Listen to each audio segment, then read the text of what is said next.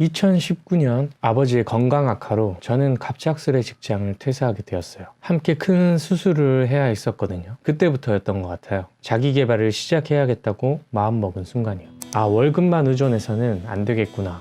직장을 퇴사하고 6개월간 수술 후 회복 시간을 가지며 가장 많이 들었던 생각이에요. 일할 당시엔 월급만 바라보고 있었고 그 돈을 열심히 저축만 하고 있었어요. 영원할 것 같았던 그 급여만 보면서요. 그런데 하루아침에 직장을 퇴사하게 되면서 스스로를 되돌아보게 됐어요. 일을 갑자기 못하는 상황이 앞으로 닥치면 어떡하지? 직장에서 잘리면 어떡하지? 등 그때부터 살 궁리를 모색했던 것 같아요. 그 첫 시작이 바로 부동산 경매 투자였어요. 내가 일을 갑자기 하지 못하더라도 꾸준히 내 경제력을 지지해 줄 수 있는 월세를 받아야겠다라고 생각했던 거죠. 닥치는 대로 부동산 관련 서적 수십 권을 읽었어요. 강의도 듣고요. 그렇게 바로 투자까지 이어가게 됩니다. 현재는 부동산 6채를 보유하게 되었고 그 외에도 유튜브, 인스타그램 등 저의 가치를 높이기 위한 활동들을 계속 했었어요. 그게 어느덧 5년이 흘러서 2024년이 되었네요.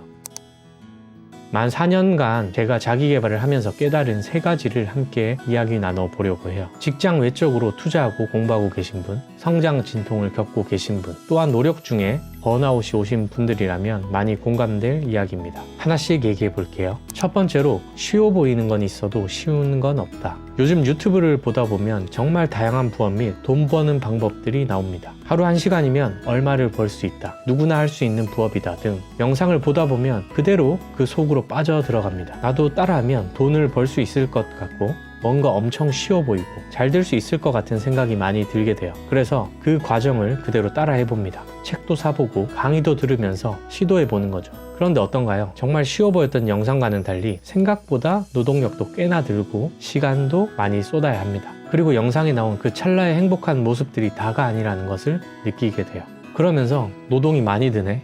여긴 이제 안 되는 시장이구나 라는 생각을 하며 현타를 맞죠. 그러고 얼마 시간이 지나 또 새롭고 쉬워 보이는 영상들과 강의를 찾아 헤맵니다. 돈을 벌고 싶은 열정에 불타올라서요. 그렇게 수십만 원, 수백만 원을 강의 비용으로 써본 분들이 많으실 거예요. 어떻게 잘 아냐고요? 일부 이건 제 모습이기도 했거든요. 부동산 투자를 하면서도 어떻게 하면 더 성장하고 돈을 많이 벌 수 있을지 고민했어요. 여기저기 돈 될 것 같은 것들을 비용 들이며 시도해봤지만 결코 쉬운 게 없더라고요. 블로그 손대고, 인스타그램 손대고, 유튜브 손대고, 스마트 스토어 손대고, 전자책도 제작해보고, 강의도 하고 많은 것들을 하면서 느낀 건 다양하게 할 줄 아는 건 많은데 나의 전문성은 뭐지? 라는 의문만 생겼어요. 그때부터 이 생각을 했던 것 같아요. 바로 두 번째와 연결되는데요. 나만의 확실한 무기가 필요하다. 여기저기 기웃거리다 보니까 아는 것은 많아졌는데 전문성이 한참 부족한 느낌이 들었어요. 어설프게 아는 거죠. 처음에는 잘 인지하지 못했어요. 남들이 하는 대로 나도 성과를 조금씩은 내고 있으니까 잘하고 있는 줄 알았습니다. 하지만 다양한 것들을 건드리다 보니까 내 무기는 날카롭긴커녕 아주 무딘 칼이 되어 있었어요. 성공한 사람들을 보면 각자마다 본인의 뚜렷한 색깔이 있잖아요. 많은 시간을 그 한 분야에 투여해서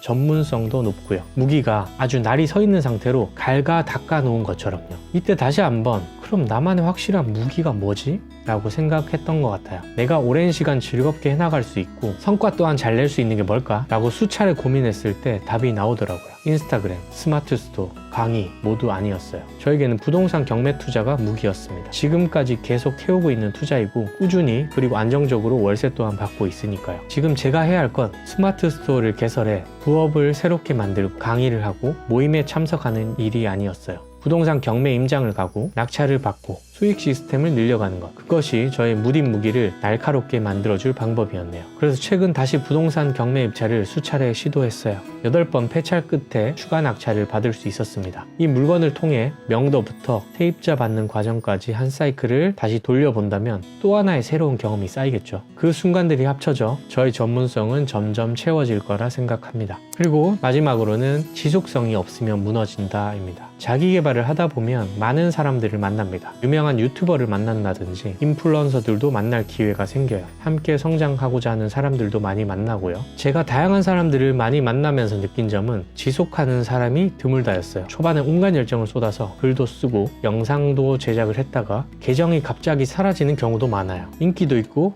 돈을 좀 벌다가도 어느 날 보면 계정에 새로운 피드가 올라오지 않는 경우도 꽤나 본 것 같아요. 물론 개인 사정으로 지속하지 못하는 분들도 많겠지만 또 다른 이유로는 지속성의 문제인 것 같아요. 일단 내가 지속할 수 있으려면 내가 할 수 있는 이야기가 많아야 하거든요. 그리고 나의 전문성 또한 높아야 하고요. 언제까지나 남의 이야기를 할 수 없으니까요. 하지만 나의 날카로운 무기가 없다면 순간은 잘 될 수 있어도 금방 무너지는 것 같아요. 지속하기도 힘들고요. 저 또한 그 과정을 많이 겪었어요. 유튜브 구독자 45,000명을 만들어서 광고 수입도 어느 정도 받아봤고요. 인스타그램 협찬 및 광고를 받으면서 수익 실현도 했었네요. 전자책과 독서 모임을 통해서도 파이프라인을 만들었지만 지속할 수 없었습니다.